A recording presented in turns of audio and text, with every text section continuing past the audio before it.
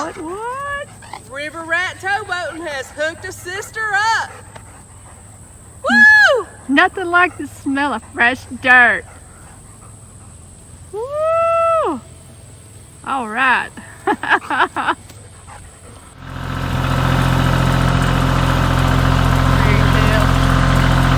wants to get in that dirt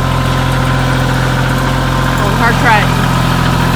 So we're going to get some footage of FAERIETALE Creations working on phase 2 of Mimsy's farm.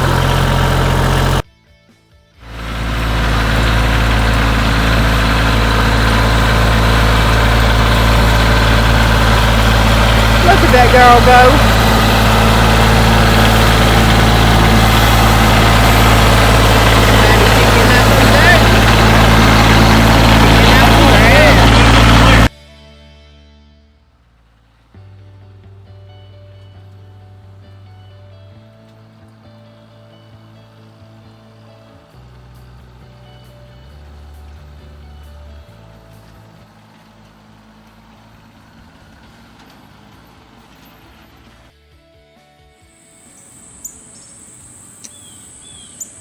Looking at phase 2 of Mimsy's garden. It was tilled up yesterday 4 or 5 times, across and back and forth, maybe 6 times. And today I'm out here adding some basic garden slag to the ground, and this is what it is. It's trace minerals, micronutrients, phosphate, slime, and iron. And what I'm going to do is amend this soil really well, let it sit. I'm going to rake it in, turn it under a little bit with a rake, garden rake, and I'm going to let it sit for a couple days. And then next week I'm covering this whole area with Dewitt fabric cloth after I water it super well, and then it'll be ready to plant my fall garden. So I'm excited about that.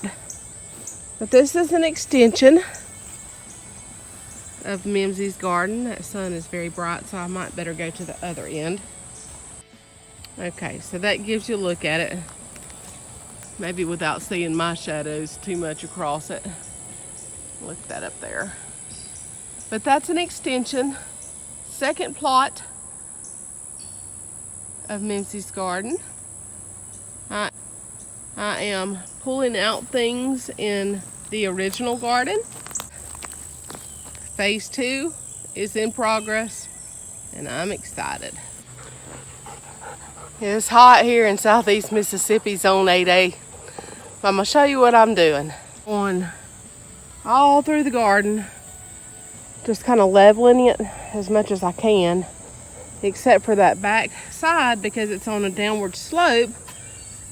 I built me up a little bit of a wall. And the reason I did that is for water catchment when it rains. Whenever this garden is ready to plant, it's going to be very saturated. Put the black fabric over it. And then when it rains and the moisture runs down, it will stop at this retaining wall just a little bit. It's not much of a retaining wall, maybe 6 to 8 inches, but it'll catch what's running off from the top side. And I've still got extra dirt on the sides. I'm saving that. I'm not going to move it. I'm not going to shift it into the garden patch right now, even though there are a few little low areas. I'm going to save that in case I need it. I'm not building rows per se, like mounded rows in this garden like I did in the original Mimsy's garden. I'm going to leave it basically flat because we do have good drainage here. I don't feel like I need the mounded rows. So that's the plan for right now. Things are always subject to change with me. I may come up with a better idea, or I may talk to somebody that gives me a better idea. But for now, I'm just, I've put the trace minerals in. I've taken my rake and gone over and leveled it out and kind of worked it in the soil a little bit. And just waiting for a few days. And then next week when the fabric comes in and the pins, I'll saturate this garden good, lay the fabric over it, pin it down, make my holes, and plant my seeds. I'm not starting with plants, I'm starting with seeds. Working on phase 2. So I came in this morning and I put out Epsom salt, bone meal, blood meal, and worm castings. And I'm working on turning it into the soil lightly. I've made a row that I'm going to be putting my late tomatoes on. And then the next area is going to be cabbage, and probably the next area. But I decided to check out and see how easily it was going to be for me to put down the row cover. Easy peasy. I thought I was going to struggle with this heavy roll, but it's not as heavy as I thought, or maybe I'm stronger than I think now. And so it won't be but another hour or two, and I'm going to have this thing covered up and ready for planting. We got a good rain yesterday evening, so the soil is nice and lightly moist, not too soggy, drained really well, and I've got big plans. Got my mallet, and every couple feet I'm driving one of these heavy-duty stainless or galvanized steel staples. I ordered a couple hundred of them from Amazon when I ordered this Dewitt fabric, so I'd have a way to secure it.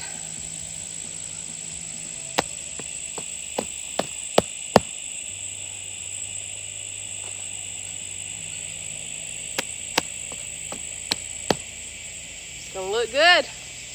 Yeah, it's gonna look real good. Okay, so the first row, I laid it down and I only stapled it on the right outer edge. I did not put the staples in on the inner one at this time. And I didn't go just up and down, backwards, forwards, because my garden is on a slope. And so it's easier to roll a big roll down the hill, right? So I just came right back up here and I stapled on the inner portions just to secure it.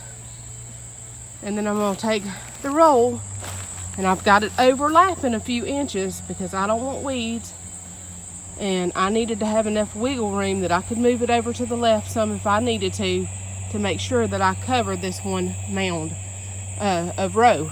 Now, I'm not mounding the others. I think I said that already. This is just for those tomatoes that I wanted to see if I could get a last crop in, and I wanted to be able to see exactly where I wanted them because that's where I put the most amendments for tomatoes. And so that's what I'm going to do. I'm going to get it rolled out all the way down, and then I'm going to come back through and I'm going to staple it. I was not sparing. I way overlapped the material, and I did not spare on the staples because I am bound and determined that I am not dealing with the weeds that I dealt with this past summer. However, I gotta buy another roll for about 3 more widths of row. So I'll do that at the first of next month and finish her on out. I guess I could have pulled this last little bit tighter. Actually, there probably was enough on that roll that I could have covered the whole garden. But like I said, I was not sparing. I covered probably a 6-inch, 4 to 6 inches in an overlap on every single row. I'm just determined. I'm not dealing with the weeds like that again. So I'm too old for that. But it looks awesome. I can't wait to get the fall garden planted in here. I'm excited to have this.